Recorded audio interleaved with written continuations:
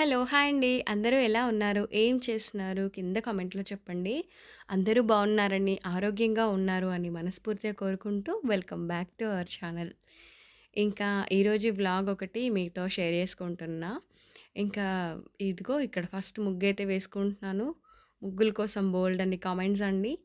అలాగే రీసెంట్ డేస్‌లో అక్క మీరు చూపించిన ముగ్గు నేను ఇవాళ ఈవినింగ్ వేశాను. చాలా బాగొచ్చిందని చెప్పారనమాట. చాలా హ్యాపీ అనిపించింది. ఇది చూసారు గదా! 7 చుక్కల ముగ్గు ఒకటొచ్చేంత వరకనమాట.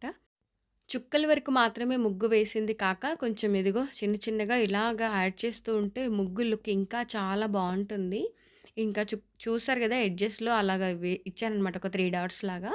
ఇంకా తర్వాత సైడ్ బార్డర్స్ వచ్చి ఇలాగా సైడ్ బార్డర్స్ బాగా నచ్చుతున్నాయి అందరికీ గూడా. ఈరోజైతే ఇలాగేశాను. ఇక్కడ ఒక మిస్టేక్ జరిగిపోయింది. ఇప్పుడు నేను ఎడిట్ చేసేంత వరకు చూసుకోలేదు. మీరు గమనిస్తే కామెంట్‌లో చెప్పండి. అలాగే ఎవరైనా కొత్తగా మన ఛానల్‌కొచ్చుంటే ఒకసారి చూడండి మన వ్లాగ్స్ అవి ఎలాగున్నాయో. తప్పకుండా మీకు నచ్చుతాయి. అలాగే సబ్స్క్రైబ్ చేసుకొని డైలీ ఫాలో అవ్వడానికైతే ట్రై చేయండి. అలాగే ఇదిగో ఇక్కడైతే నేను పువ్వులవి అన్నీ కోసుకొనొచ్చేసాననమాట పైన. శంఖం పూలొచ్చాయి. వైట్‌వి చాలా వాటితో పాటు ఇలా లైట్ బ్లూవి కూడా. ఇంక ఇవన్నీ నాకు పూజకి అనమాట.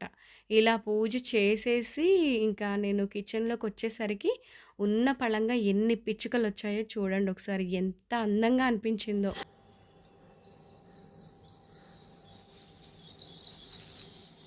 Good morning.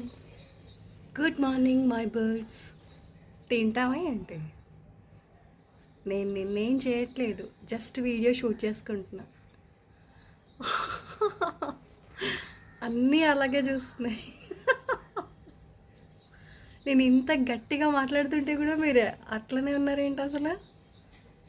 ఏమైనా తింటారా? వద్దా? 1, 2, 3, 4, 5, 6, 7, 8. అవి చూడండి అస్సలు భయపడట్లేవు. మామూలుగా అయితే ఇంటి ముందుకు పెట్టే గింజల్ని తినడానికొస్తాయి. మరి ఇటు పక్కన కూడా ఇంకొకటి పెట్టాలనో ఏంటో గానీ ఎన్నెన్ని బర్డ్స్ వచ్చాయో. అలా పూజ చేసి ఇలా బాల్కనీలోకి రాగానే మంచిగా ఇలా శుభోదయం అయిందనమాట. ఇంక ఇక్కడైతే ఫస్ట్ వంట మొదలుపెట్టుకుంటున్నాను. టీ పెట్టేసి అటు పక్కన పాలు కూడా పెట్టేశాను. అలాగే ఇక్కడ రైస్ కూడా పెట్టేస్తున్నా. ముందుగానే నానబెట్టి పెట్టాననమాట. ఇంకా అది కొంచెం సాల్ట్ వేసేస్తాను. అది ఉడికిపోతుంది. కంప్లీట్‌గా వాటర్ అంతా అయిపోయేంత వరకు మరిగించి, అప్పుడు నేను మూత పెట్టేస్తాననమాట. జస్ట్ వాటర్ అనేవి అందులోనే ఇంకిపోతాయి. వంపడం అదంతా ఏమీ ఉండదు. ఇంక ఇక్కడ టీ కూడా అయిపోయింది కదా! సర్వ్ చేసేసి ఇక్కడ రసం పెడుతున్నాను. దానికి కాంబినేషన్ కింద చిక్కుడుకాయ కర్రీ అనమాట. ఇదిగో చూసారు కదా! ఆయిల్ వేడి చేసి మంచిగా తాలింపు గింజలు అవి వేసుకొని వెల్లుల్లి ఉంటుంది కదా! అది కచ్చాపచ్చాగా దంచుకున్నాననమాట. ఇంకా తర్వాత ఎండుమిర్చి, ఆ వెల్లుల్లి పేస్ట్, కరివేపాకు, పసుపు అవన్నీ వేసి కలిపి, ఆ తర్వాత టమాటాను గ్రైండ్ చేశాననమాట. నేనెంత రసం చేస్తాను, ఒక 3 టమాటాలు తీసుకున్నాను అంతే. ఇప్పుడు నేను చూపించిన క్వాంటిటీ అయితే అది గ్రైండ్ చేసి వేసి కొంచెం పచ్చివాసన పోయేంత వరకు మగ్గించాలి. ఆ తర్వాత కొంచెం ఉప్పు, కారము అదంతా కూడా వేసేసుకొని అది కూడా కొంచెం ఆ ప్యూరీలో కలిసిపోయిన తర్వాత ఇప్పుడు నేను అందులో రసంకి ఎంత వాటర్ కావాలో అంత యాడ్ చేసుకుంటున్నా. నిజానికైతే మిరియాల పొడి వేసుకునేదాన్ని కానీ అయిపోయిందని చెప్పి యాడ్ చేయలేదు. ఇంక ఇక్కడ వెంటనే చిక్కుడుకాయ కర్రీ కూడా స్టార్ట్ చేశానండి. కమ్మగా భలేగుంటుంది. ప్రెషర్ కుక్కర్ తీసుకున్నాను. ఆయిల్ వేడవగానే అందులో తాలింపు గింజలు, ఉల్లిపాయ, పచ్చిమిర్చి, కరివేపాకు, ఎండుమిర్చి వేసుకొని ఇంకా పసుపు, అల్లం వెల్లుల్లి పేస్ట్. అల్లం వెల్లుల్లి పేస్ట్ అయితే అప్పటికప్పుడు దంచుకున్నాననమాట. ఇంకా రేపు కంప్లీట్‌గా చేసి పెట్టేసుకుంటాను అల్లం పేస్ట్ అయితే. ఇంకా ఇది చక్కగా మగ్గిపోతుంటుంది కదా! అప్పుడు నేను దీంట్లో కొంచెం ఉప్పు, కారము, అలాగే నువ్వులు వేయించి గ్రైండ్ చేసి పెట్టుకున్న పొడి ఉంటుందనమాట. అది చాలా హెల్తీ. అలాగే కూరకు ఒక కమ్మటి టేస్ట్‌ని కూడా ఇస్తుంది. ఇది నేను అప్పుడప్పుడు గోకరకాయ కర్రీకి కూడా యూజ్ చేస్తాను. కానీ ఈరోజు నాకు చిక్కుడుకాయ ఇలా చేయాలనిపించింది. ఇంకా ఇదిగో టమాటా కూడా యాడ్ చేసేసి అన్నీ కలిపేస్తున్నాను. కొంచెం పచ్చి వాసన పోవాలనమాట. ఎందుకంటే ఇక్కడ కారం యాడ్ చేసాము. అలాగే టమాటా కూడా కదా! అది కొంచెం మగ్గిన తర్వాత మనకెంత గ్రేవీ కావాలో అంత వాటర్ యాడ్ చేసేసుకొని ఇంకా దీన్ని విజిల్ పెట్టేస్తే సరిపోతుంది. ఇవి ఒక 2 విజిల్స్ వస్తాయండి. 2 విజిల్స్ తర్వాత మూత తీసేసి అప్పుడు కొంచెం ధనియా పౌడర్, కొత్తిమీర వేస్తే కర్రీ అయితే రెడీ అయిపోతుంది. ఇంకా వీళ్ళందరికీ బాక్సులు పెట్టి పంపాలి. అయితే నాకు రీసెంట్ డేస్‌లో అంటే నిన్నటి వ్లాగ్ అనుకుంటాను. ఒక కామెంట్ వచ్చిందండి. మీరు ఇండోర్ ప్లాంట్స్ అవి పెడుతూ ఉంటారు గదా! మరి వాటర్ అవి ఎలా చేస్తారు?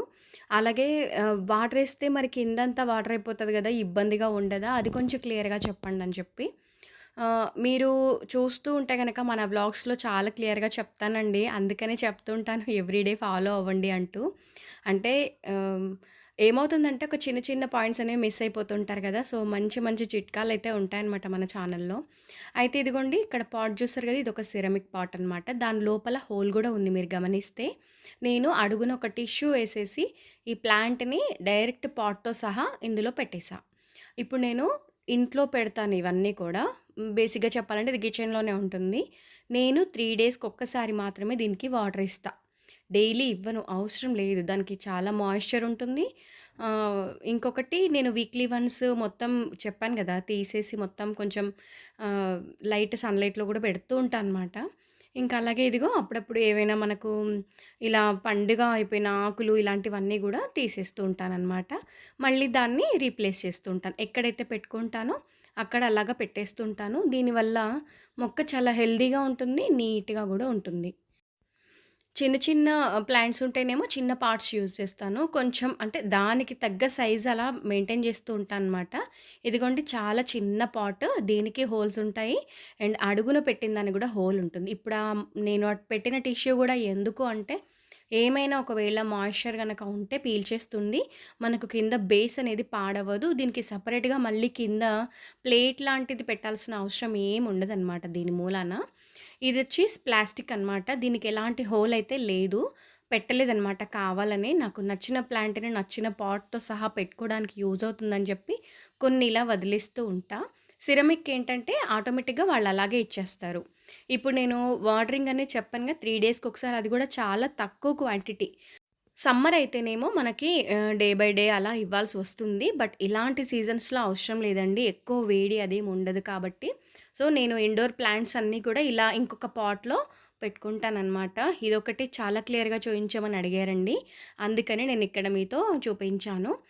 ఎప్పుడే గాని మన పని మనం ఏదైతే చేయాలనుకుంటున్నామో అది కంప్లీట్ అవ్వగానే ఆ సర్ఫేస్ అంతా ఒకసారి క్లీన్ చేసుకుంటే అది చాలా బావుంటుంది గదా! ఇంకిప్పుడు ఎలాగో కుకింగ్ అది అయిపోయింది కాబట్టి, రేపటి కోసం దోసల పిండి నానబెడదాం అనుకున్నా. నా దగ్గర ఒక 2 కేజీల వరకు సజ్జలున్నాయి. ఇంక సరే ఈరోజు సజ్జ పిండి నానబెడదాం అనుకుంటున్నా రేపటికి దోస కోసము. ఇక్కడ నేను ఒక 3 కప్పుల వరకు సజ్జలు తీసుకుంటున్నాను. ఇవి చాలా ఫ్రెష్‌గా ఉన్నాయండి. ఇందులో రాళ్ళు అలాగే కర్రపుల్లలు లాంటివి ఏమీ లేవు. చాలా నీట్‌గా ఉన్నాయి. 3 కప్పుల సజ్జలకి ఇక్కడ నేను ఒక కప్పు ఇవి ఇడ్లీ రైస్ అండి. ఇవి బావుంటాయి. వీటిని దంపుడు బియ్యం అని గూడా అంటారు. ఈ రైస్ దోసలకి చాలా బావుంటాయి. అంటే నేను సహజంగా రాగి దోసకి, ఇలాంటి మిల్లెట్ దోసలకి ఈ రైసే వాడతాను. సేమ్ గ్లాస్‌తో 1 గ్లాస్ వచ్చేసి ఆహ్, మినపప్పనమాట. పలుకు పప్పు తీసుకున్నానిక్కడ. అలాగే కొంచెం మెంతులు. ఇవన్నీ కూడా శుభ్రంగా కడగాలి. 2 ఆర్ 3 టైమ్స్. సజ్జలు అంటే ఇవన్నీ మనకు మంచి హెల్తీ గదండీ! అందుకని చెప్పేసి నేను మంత్లీ వన్స్ అలాగా ఒకసారి జొన్న దోసలు, ఒకసారి ఇలా సజ్జ దోసలు, ఒకసారి రాగి దోసలు ఇలా వేస్తూ ఉంటాను.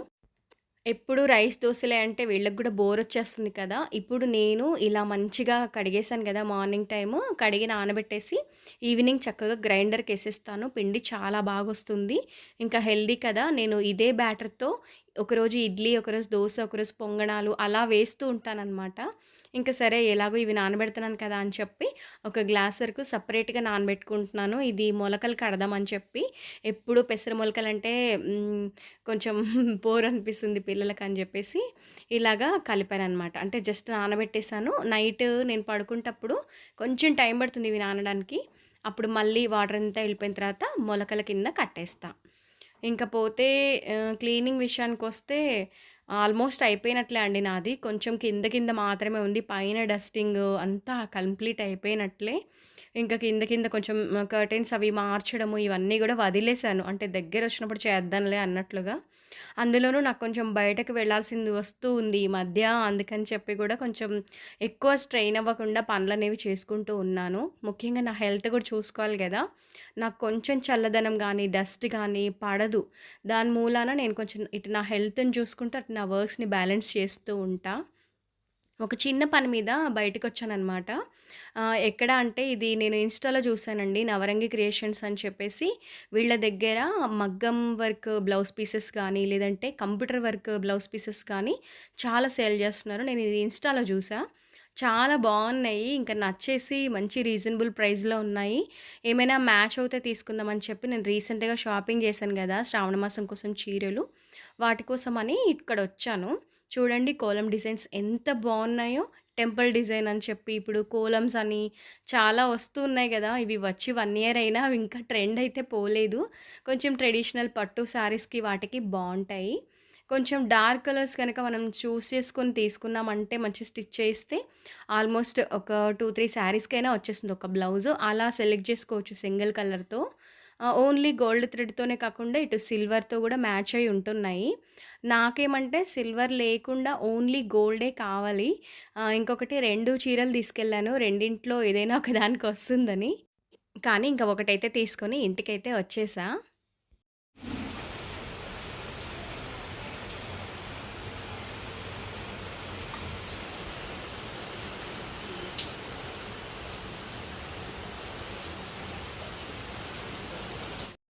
ఇలా ఇంటికి రాగానే ఇంక వర్షమైతే స్టార్ట్ అయిపోయింది. చెప్పాను గదండీ! ఇది నవరంగి క్రియేషన్స్ అనమాట. ఇదొచ్చేసి మనకి కొత్తపేట పీవీటీ మార్కెట్ ఉంటుంది కదా! ఆ పక్క గల్లీలో ఉంది. చాలా బావున్నాయి కలెక్షన్ అయితే. ఇంకా ఏవైనా చాలా వరకైతే ఎలా వస్తున్నారంటే ఓల్డ్ పట్టు శారీస్ ఉంటాయి గదా! మనకు మ్యాచ్ అవ్వకుండా అంటే హెవీ ప్రైస్ పెట్టకుండా కొంచెం తక్కువ ప్రైస్‌లో ఒక 2, 3 బ్లౌజెస్ తీసుకునేలాగా చాలా వరకు అలా తెచ్చుకుంటున్నారంట. నేను తీసుకున్నది ఎలా ఉందనేది నేను ఈ వీడియోలో చూపిస్తాను. ప్రైస్ చూసారు కదా! 350 అండి. మామూలుగా మనం వర్క్ వేయించుకోవడానికి ఫ్యాబ్రిక్కే అవుతుంది. ఒక 3-350 రూపీస్. కానీ ఇక్కడ 350 రూపీస్‌కి ఫ్యాబ్రిక్‌తో పాటు వర్క్ గూడా వచ్చేసింది. నాకు ఈ చిన్ని చిన్ని బూటీస్ బాగా అందంగా అనిపించాయి. ఆ నెక్ లైన్ కంటే కూడా ఈ బూటీస్ అందంగా ఉన్నాయి కదా! ఇంకా బ్యాక్ నెక్, ఫ్రంట్ నెక్ అయితే ఇదనమాట. చాలా నీట్‌గా ఉంది వర్క్ అయితే. ఇది కంప్యూటర్ వర్క్ కంప్లీట్‌గా. హ్యాండ్ పార్ట్స్ వచ్చేసి ఇలాగొచ్చాయి నిండుగా. నాకు ఈ గ్యాప్స్‌లో ఏదైనా వర్క్‌తో ఫిలప్ చేయాలి అని అనుకుంటున్నాను. బ్లౌజ్ అయితే స్టిచ్ చేయించిన తర్వాత చూడాలి. ఇంకా పోతే ప్రెజెంట్ నేను అనుకున్న శారీకైతే దొరకలేదు. దానికి నేను మగ్గం వర్క్ వేయించుకుందామని చూస్తున్నాను. చూడాలి పింట్రెస్ట్‌లో ఏదైనా ఒక మంచి డిజైన్ దొరికితే వేయించుదామని చూస్తున్నా. ఇంకా ఇదిగో ఇది మీరు చూసారు గదా! మొన్న గ్రీన్ శారీకొచ్చిన బ్లౌజ్ అనమాట. దానికోసమని తీసుకున్నాను.